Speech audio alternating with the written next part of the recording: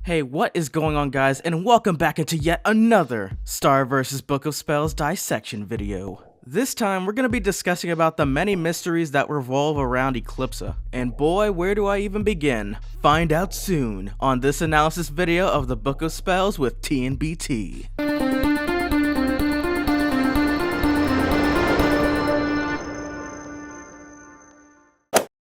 The first mystery to talk about would be, I guess, to start off with who exactly is Eclipsas Mother. Right before the beginning of Eclipse's chapter, a drawing of both Eclipsa and Solaria can be seen, and obviously it depicts Solaria as the mother, as well as another sketch drawing of both Solaria and Eclipsa together again. By the way, there will be a video on Solaria, so be prepared for that release. Now, there is a problem with Solaria being the mother. She is Solaria the Monster Carver. And in case you're still not convinced, here's a quote from one of her chapters. "The monsters will come under my thumb and like it, or they will be wiped from the face of the earth." So if you're still wondering if Solaria tried to make sure that Eclipsa and Globgor never became a thing, then yes. It's revealed that Solaria, after her death, once her camp was being ambushed by monsters... Wait a minute, wasn't that how Toffee and his men managed to get the Mumins' weapons?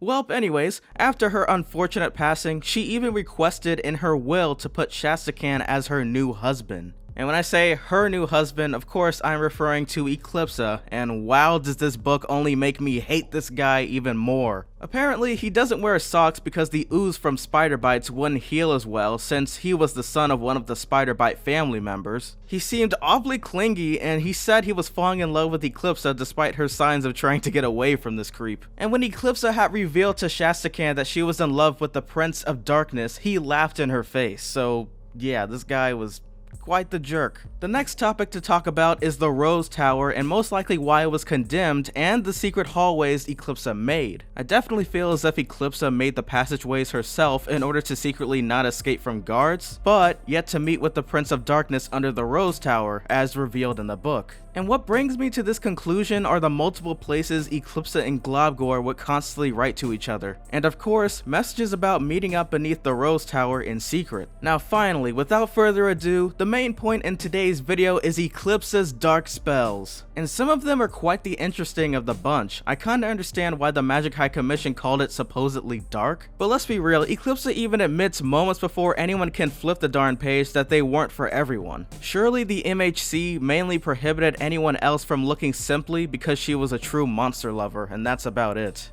Her dark spells, however, consist of a spell that creates a piercing, soul-freezing sound in the mind of whomever you place it on. And by the way, this is labeled as the Midnight Shriek spell used against Meteora in the last episode. It also includes a spell that forces an enemy to eat their own feet, a spell that activates low self-esteem, a sleepwalking spell, and a body swap spell. And I totally see Eclipsa or someone else use a body swap spell in a future episode, since we haven't had a Marco and Star switch bodies episode yet. And that's something that we see consistently in a lot of cartoon episodes. And the last thing to discuss about are these last two pages of Eclipsa's chapter and the beginning spell page. The beginning is basically the spell casting phrase Star uses in Bon Bon the Birthday Clown episode, and wow, this looks exactly like the source material. So now, let's move on to the last gigantic pages that have to be decoded. And I need to first mention Gravity-fying first off for decoding all of this, because wow did I nearly throw in the towel before finding this. I mean, can you blame me? It's 2 entire pages that need to be decoded, my goodness, that's worse than the Blendin' Blandin' page. And also, she's a really great artist online, and I totally recommend that you guys check her out. And now that I got all that out of the way,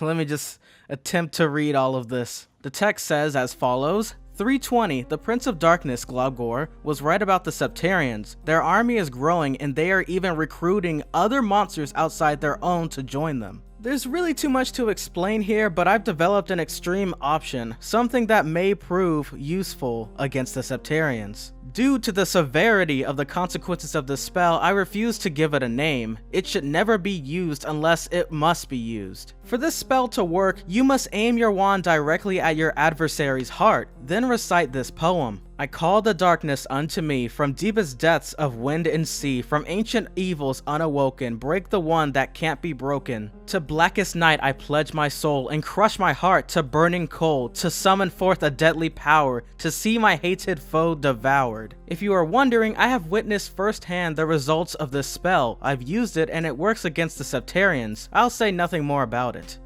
3:30. Tonight, I make my escape. To the future queens who inherit the book, I hope that time will show my decisions were just and right. I don't know what the future holds for this kingdom, but it's clear the mounting tensions between the monsters and humans are at their peak. I know it seems like I am thinking only of myself in this decision, but maybe it benefits the kingdom too. And that's the ending of her ominous letter. Even after reading all of that, I truly, without a shadow of a doubt, believe now that the Magic High Commission for sure tried to get rid of this chapter, simply because the revealment of Star Butterfly's family heritage being a fake would have been exposed, and not only that, most of all, you can completely tell after reading her entire chapter that she was for sure the good person in all of this. What do you guys all think about this chapter for Eclipsa? I personally think that she's definitely, without a shadow of a doubt, I was definitely wrong. She's definitely the good guy. I mean, even the deadly spell that she had to show to Moon Butterfly during the war, she for sure was using it in self-defense. I'm really glad this was revealed because quite honestly, this chapter once again confirms to people that Eclipse's intentions are indeed good. And so with all that being said, I guess that's the end of this video. That's basically the main points of her chapter. So without further ado, you dear Star vs fanatics, that will be the ending of this video. Thank you all for your support. Bring a like onto this video, subscribe if you haven't, click that notification bell because I keep forgetting to mention that in all of my videos, and I will catch all of you in the next one. Peace.